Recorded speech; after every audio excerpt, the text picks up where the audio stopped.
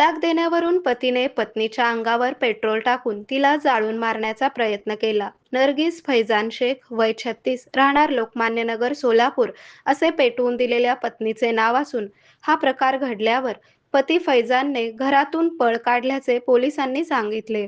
बुधवारी रात्री 9:30 वाजता हा प्रकार घडला. नर्गिस व फैजान शेख या दोघांचा विवाह 7 सप्टेंबर 2024 मध्ये झाला होता. लग्नानंतर 2 ते 3 महिने त्यांचा संसार सुखाने चालला. त्यानंतर मात्र ते दोघे विभक्त राहत होते.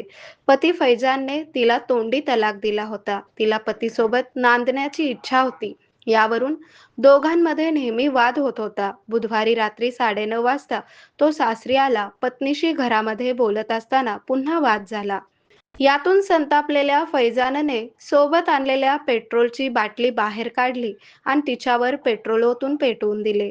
पेटलेल्या अवस्थेत ती ओरडत बाहेर आली. दरम्यान फैजान शेख हा तिथून पळून गेला. तिला उपचारासाठी शासकीय रुग्णालयात दाखल करण्यात आले आहे. आरोग्य म्हणजे केवळ औषध नाही, तर निसर्गाच्या योग्य उपचारांनी मिळणारी खरी आरामदायक अनुभूती. सोलापूरमध्ये निसर्गोपचाराचं विश्वासाचं नाव लिमये निसर्गोपचार केंद्र. इथे उपलब्ध आहेत विना औषध उपचार पद्धती, ॲक्युप्रेशर, ॲक्युपंक्चर, कपिंग आणि मसाज थेरपी. सर्व प्रकारच्या आजारांवर निसर्गाच्या माध्यमातून